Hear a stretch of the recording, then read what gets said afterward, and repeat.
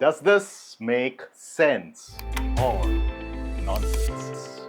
As we go about our day, we come across many products and wonder, do they serve the purpose they are intended for? Recently, I was traveling from Calicut to Coimbatore, and while at the railway station trying to locate my train, I came across this wagon destination board, also known as wagon indication board. This was placed by the Indian Railways on all passenger compartments to show where the train was going. At a first glance, what was on that board wasn't very clear. It had train numbers in red, arrows pointing in multiple directions, and cryptic three-letter station codes. Most passengers like me would struggle to interpret it. After all, how many of us know station codes by heart? And above all, what those arrows and numbers meant was not very clear. Let's do a product design analysis using the EC3 framework. That is, to put the product made by the railways through the four gates of the EC3 way. That is, empathy, critical thinking, and effective communication.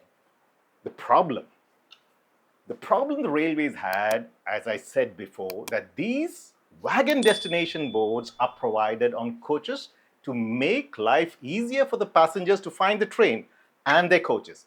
But then every time the train's route changed, these boards have to be updated or changed, and that needed effort. Let's look at the issue the railways has through the first frame, called the C1 frame of critical thinking. Critical thinking begins with identifying the real problem on hand.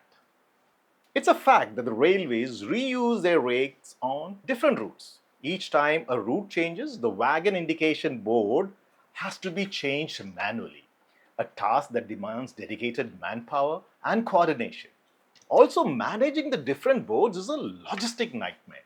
Thus, the problem the railways faced was, can we reduce this effort of constantly changing these boards? Can a single board do the same and serve the same purpose? So, from a critical thinking perspective, there is a problem. So, it gets a tick in the box. Now, let's put it through the C2 frame of creativity. That is, designing a creative solution for the problem on hand. Instead of changing the board every time, why not just list all the routes this rake will run on a single board? Then add the train numbers and the arrows to show where these coaches will go. That way, the board doesn't need to be changed at all. A simple, low-cost fix. Sounds smart, right?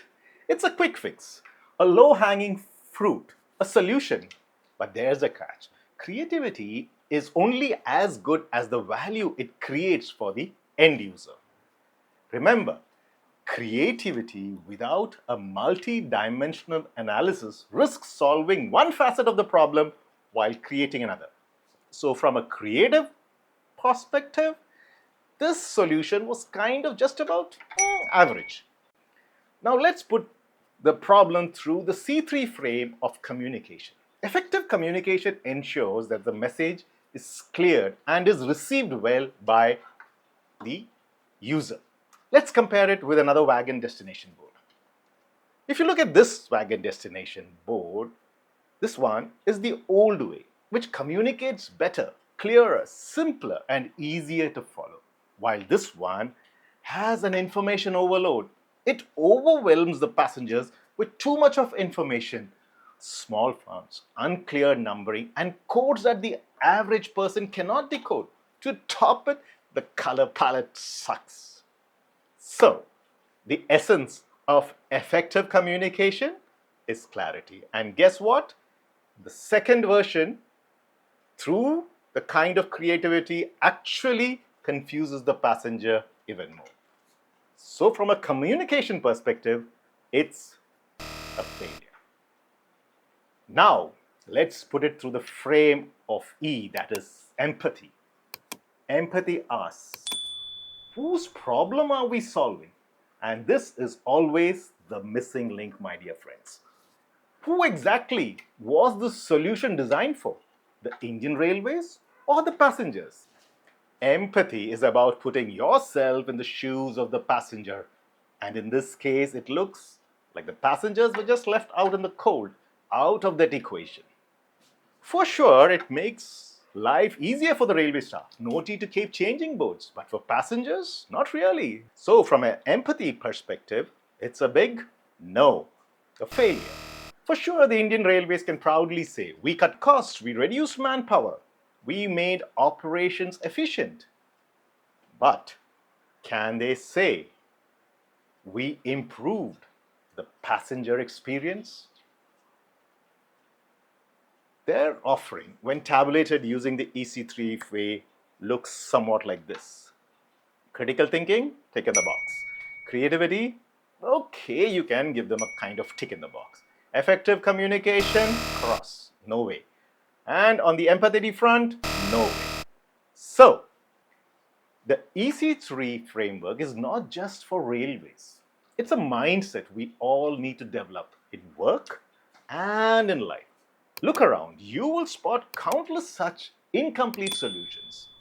But the real question is, can we create solutions that deliver performance beyond expectation? Not just for the system, but also for the people it's meant to serve. Drop your thoughts in the comment section below. What do you think would be a better solution for the railways? Something they could adopt? And don't forget to subscribe if you'd like more stories like this, where we decode the sense and the nonsense around us. Thank you, friends. Cheers.